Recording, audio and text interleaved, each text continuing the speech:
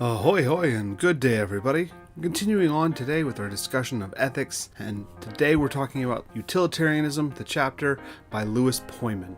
This is the first of two videos. This is part one.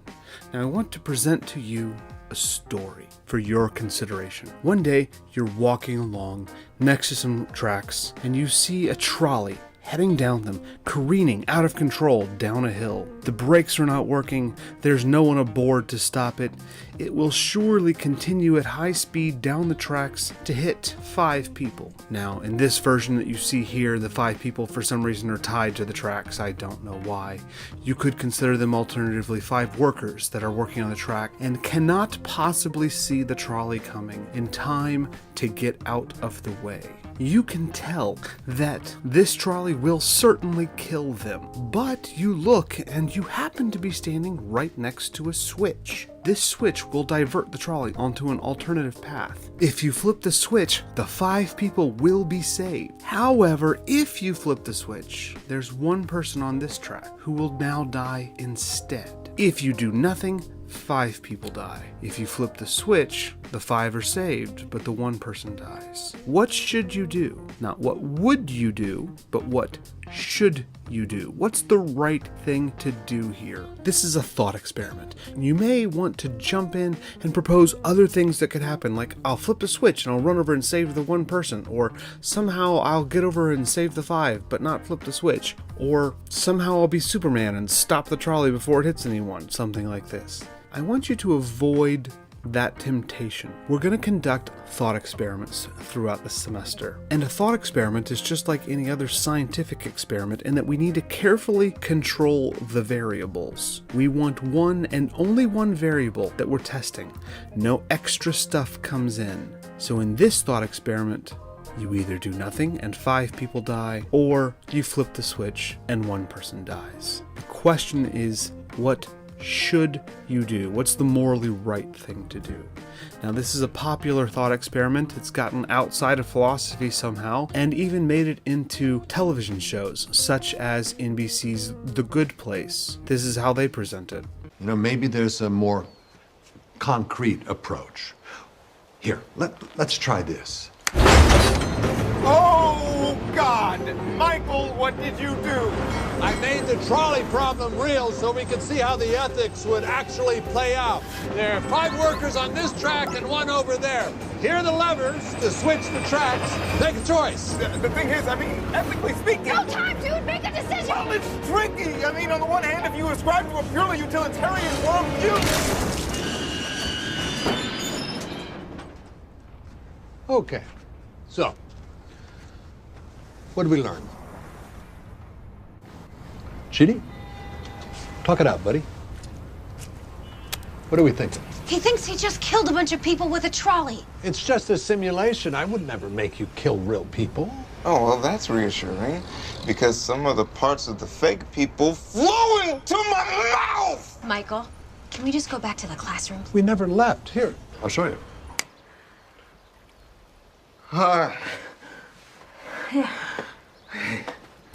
Look, see, buddy? None of this was real. Well, they're fake people, but their pain is real. Does that make sense? There have to be stakes, or it's just another thought experiment. This is awful. So, let's try again.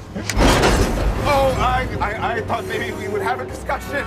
No, the whole point is to play out the scenario in real time. Quick, Judy, what's your decision? Okay, I can do this. I am choosing to switch tracks, so that way I only kill one person.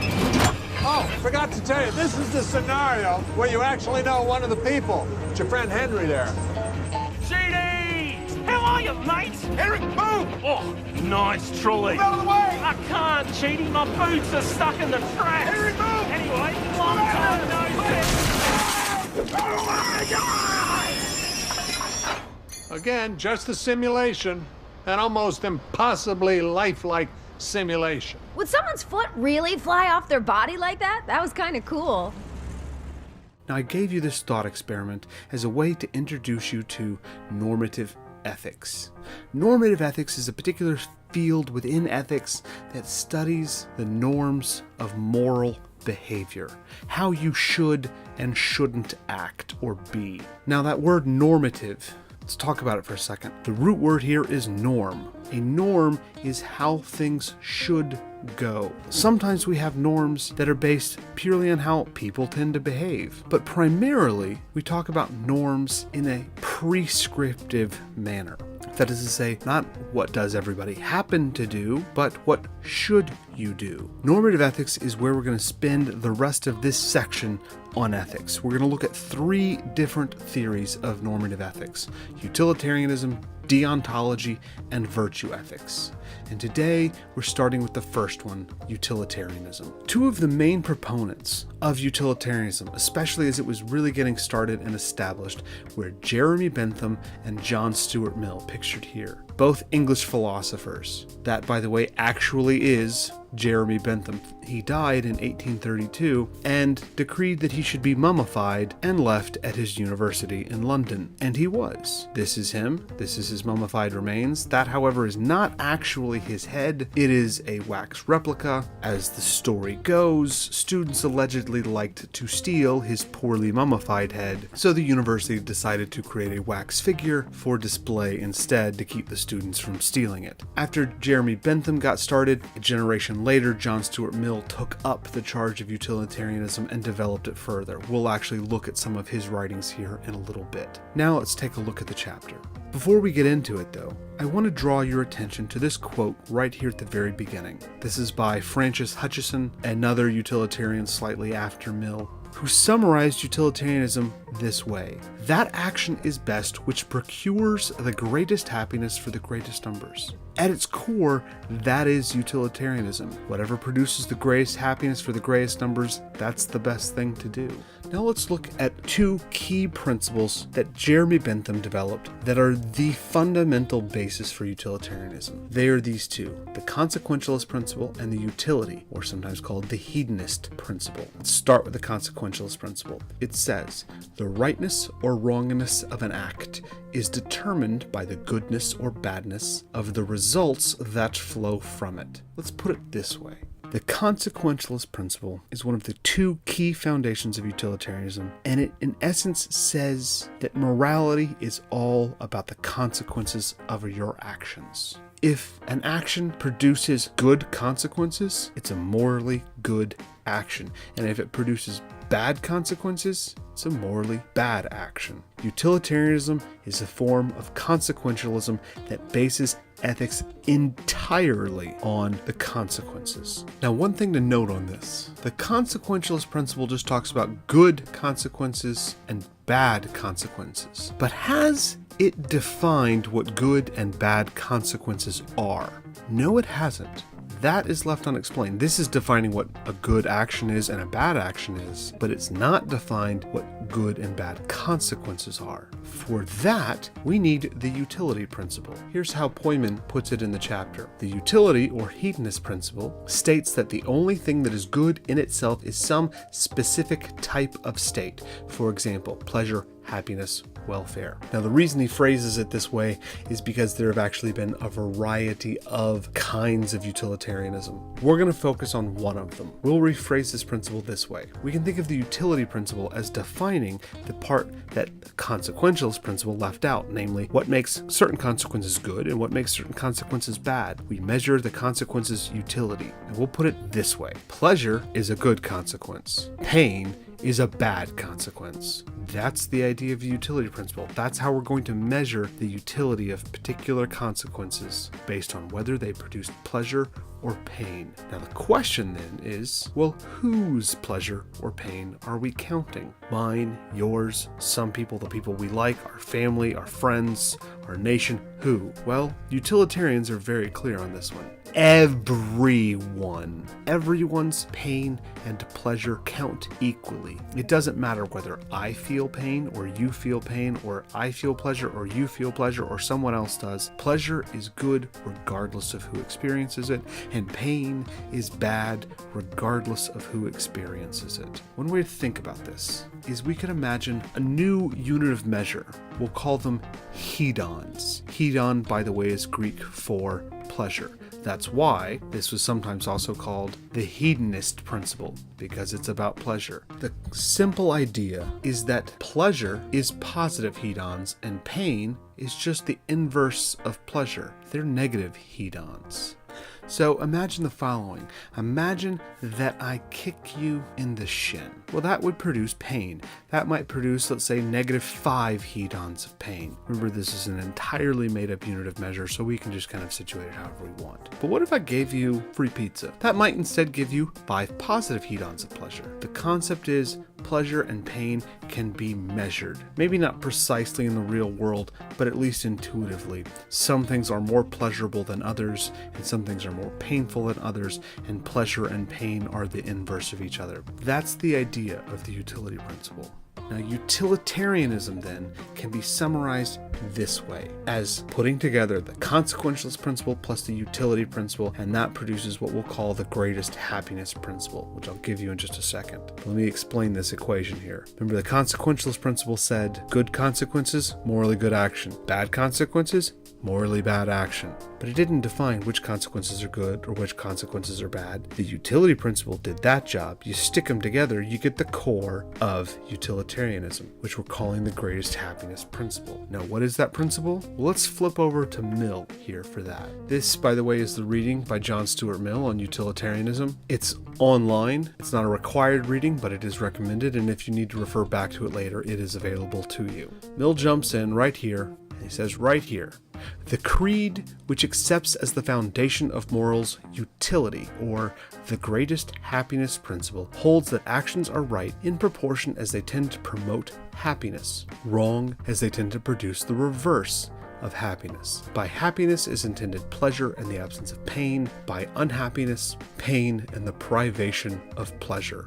Privation, or being deprived of something. Pleasure good, pain bad. Pleasure is happiness, pain is unhappiness, and action is right as it promotes happiness. Whose? Everyone's. We can formalize the greatest happiness principle this way. You should maximize pleasure for the most people and minimize pain to the fewest. That's the core of utilitarianism. The right thing to do is whatever will maximize pleasure for the most people and minimize pain to the fewest. To figure out what that is, we can do what utilitarians like to call utilitarian calculus, or as the reading mentioned, hedonic calculus. You can call it either one. Now, this calculus term may look intimidating, but don't worry, it's really just addition and subtraction of hedons. I think utilitarians just like to call it calculus to make it sound more impressive. Imagine again our number line, we're measuring hedons. Here's a few different scenarios to think of how this will work. Imagine first that I kick you in the shin. We already talked about that one. That will produce -5 hedons of pleasure. I could either kick you in the shin or not. If I didn't kick you in the shin, well, that's just 0 hedons, or -5. Let's see. -5 is less than 0. So by the greatest happiness principle, I shouldn't kick you in the shin. That would be wrong of me to do. But now another scenario. This time, I kick you in the shin, but there are 10 others watching, and they, for some strange reason, don't like you very much, and they enjoy seeing you in pain. Now, we've already established that me kicking you in the shin will cause -5 hedons of pain, but these people will get 1 hedon of pleasure each. That is to say, your -5 plus their collective 10, well, 10 plus -5, that's 5 hedons of pleasure. So in this weird story, 5 is greater than 0, because I could either not kick you, 0 hedons, or I could kick you and let these people enjoy seeing you in pain. That's 5. 5 is greater than 0, so I should kick you. Sorry about that. How about another version? This time, you are standing under a cartoonish 1-ton weight that is about to drop on you, and I could run over, push you out of the way, but the weight will fall on me and break my leg. So I could either do nothing, you die, or I could save your life but break my leg. Well, your dying would cause a lot of pain, but your being saved, that would cause a lot of pleasure, but it's going to break my leg. Now, that we could say maybe that would produce 90 hedons of overall pleasure. Say saving your life would be 100 hedons of pleasure, but we'd have to take 10 away because my leg was broken, that hurt. We end up with a total of 90 hedons of pleasure. As opposed to if I let you die, let's say that would be a -100. Well, 90 is greater than negative 100. That's an easy one. I should push you out of the way and save your life, even though it means my leg being broken. Let's consider another one. This time, I could save your life, but it means 1 million people will die. Why? Imagine some very bizarre scenario where my saving your life requires that, say, a nuclear device goes off in Paris. I don't know. Why? Just cuz. In that case, should I do it? Well, saving your life, that's a good thing, but that would mean 1 million people die. If one person dying is going to cause a negative 100 hedons and 1 million people die, that's going to be a negative 100 million. I'm rounding up from the bit about saving you. That's a lot of pain. So should I save you? No, not this time. Now note between 3 and 4. Saving you before was the morally right thing to do. But now that the consequences are different in story number 4, saving you isn't the right thing to do. What's morally right can change based on the consequences. Same action, different consequences, different moral status. Now one more. This time, I could save my own life. I'm in danger and I could save myself, but again, 1 million people will die. Again, doesn't matter. Whether it's my life being saved or your life being saved, it's still 1 million people. Since everyone's pleasure and pain counts equally, doesn't matter whose pleasure and pain it is. I don't count as special. If my life being saved requires 1 million people to die, then I should not save my own life, says utilitarianism. Now, one key point to note on this, because it's something that often trips students up. The question isn't, did you end up on the negative side of the line or the positive side of the line? Sometimes people get confused and think, well, if an action produces overall net negative hedons, more pain than pleasure, then you shouldn't do it. And if it produces a net positive result, more pleasure than pain, then you should do it. No, that's not exactly right. Consider the trolley problem again. Either 5 people die or 1 person dies. There is no pleasure to be had here. We're never ending up on this side of the line. It's a question only of how far down on the negative side of the line will we go. That's it. That's the entire question. The morally right thing to do, says utilitarianism, is you take all the available things you could do, figure out which one of them maximizes pleasure for the most people and minimizes pain to the fewest. For the trolley problem, well, there's no pleasure, but that's why we need the second half. Your job is just to minimize pain to the fewest people. One last note on this principle. It's not just about maximizing the number of people that experience pleasure or minimizing the number of people experiencing pain. It's about also how much pleasure. Imagine the following. I could kick you, but only this time really hard, so it's going to cause negative 50 hedons of pain when I kick you. But 20 people this time will enjoy seeing you be kicked, each getting 1 hedon of pleasure. If all we're doing is trying to maximize the number of people that are experiencing pleasure, then I should kick you. But that's not how that works, because your negative 50 is not offset by their 20. We're still only here, as opposed to the 0 of doing nothing. How much pleasure and pain everybody experiences is relevant here too. You need to maximize the pleasure for the most people and minimize pain to the fewest. This is very carefully crafted in how that's expressed to get exactly the right result. Now, before I let you go, we want to look at a couple more things from Mill. As Bentham and Mill developed this theory, they got a lot of pushback. Now, Mill says here, now such a theory of life excites in many minds, and among them in some of the most estimable in feeling and purpose, inveterate dislike. That's the 19th century British way of saying a lot of people, including a lot of very good people, hate this theory. To suppose that life has, as they, the objectors, express it, no higher end than pleasure, no better and nobler object of desire and pursuit, they designate as utterly mean and groveling, as a doctrine worthy only of swine. Here's the objection, he's saying, that people have. Some people are objecting to utilitarianism, saying that utilitarianism is only a theory about pleasure, and that's all there is to life is pleasure. There is no end, there is no goal greater than experiencing pleasure, and that's ridiculous, they're saying. That's a mean, a groveling theory. It's a theory only worthy of pigs. It's like they're saying utilitarians want us all to be like pigs and wallow in the muck and mud and just do whatever feels good. Sex, drugs, and rock and roll, baby. If it feels good, do it. That's what the objectors are saying about utilitarianism. Mill wants to respond, however. When thus attacked, the Epicureans have always answered that it is not they, but their accusers who represent human nature in a degrading light, since the accusation supposes human beings to be capable of no pleasures except those of which swine are capable. Epicureanism is a theory we'll come to later in the semester, so just put a pin in that, but the key point here is that Mill is saying, no, it's not us that's making people to be out like pigs. It's you all, the people objecting to our theory. You all are supposing that humans are incapable of any pleasure other than those that pigs are capable of. We actually don't think that, says Mill. The comparison of the Epicurean life just meaning a life of pleasure, the comparison of the Epicurean life to that of beasts is felt as degrading precisely because a beast's pleasures do not satisfy a human being's conception of happiness. Human beings have faculties more elevated than animal appetites, and, when once made conscious of them, do not regard anything as happiness which does not include their gratification. His point is this: what it takes to make a pig happy, is that all that it takes to make you, a human being, happy? No, you need more. Why?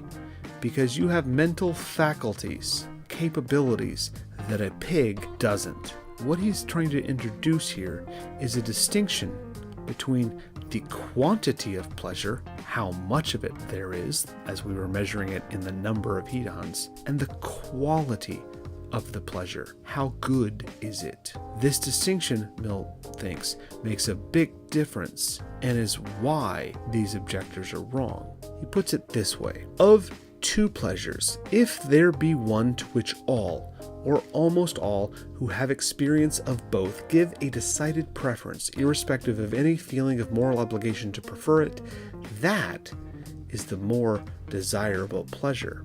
Let me put it this way. Back when I was a kid, for instance, there was a thing called the Pepsi Challenge. Pepsi decided they wanted to prove they tasted better than Coke, and so they wanted to do a blind taste test. You could taste them and see which you liked better, which one you found to be more pleasurable. Now, how would that test work?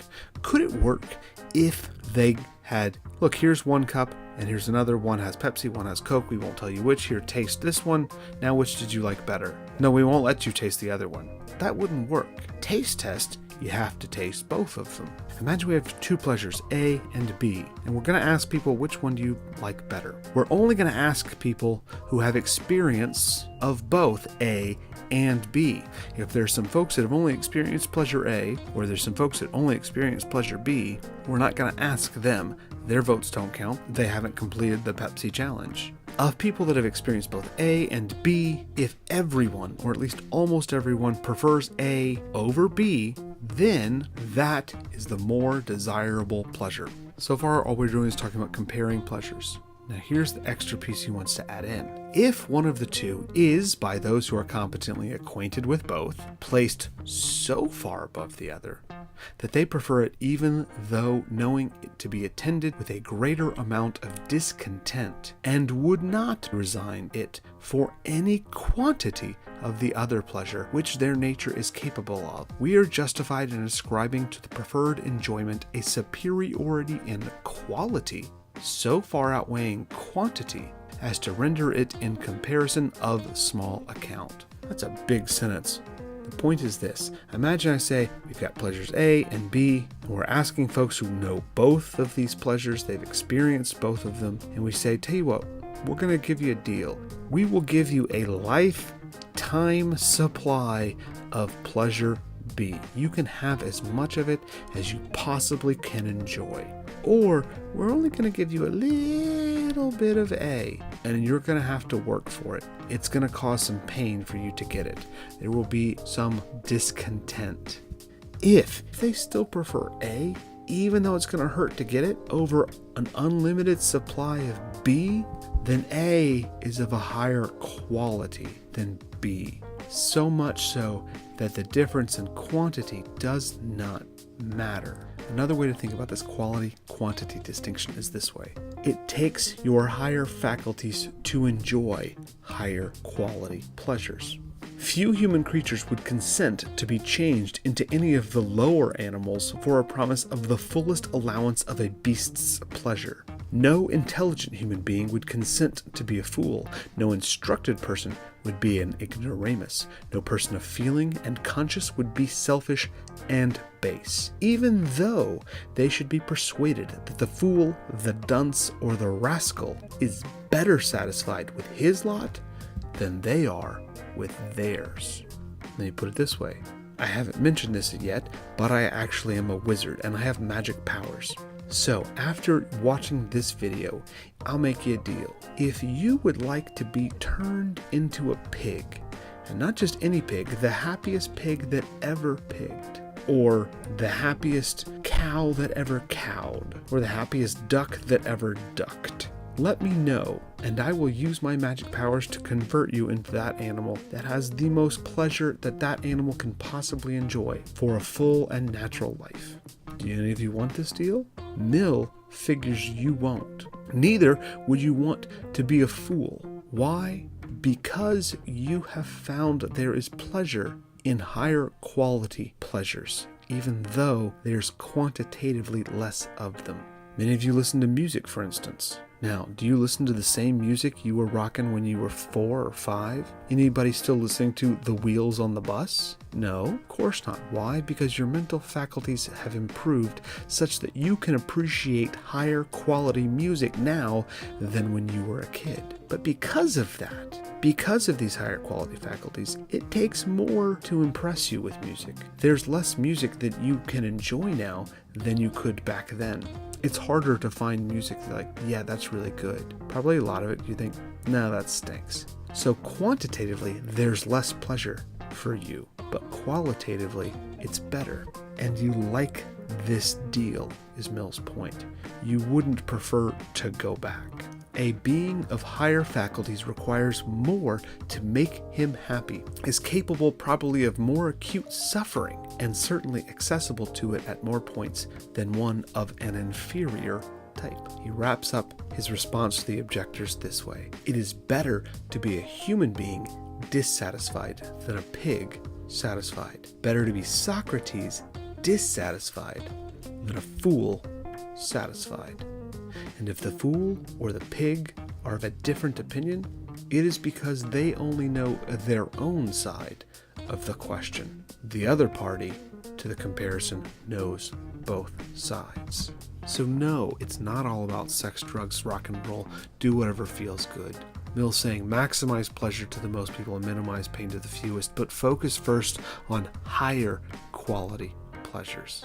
With that, we'll stop this video, and the next one we'll have Utilitarianism Part 2, where we'll finish off the chapter and give some concluding thoughts. Until then, have a good one.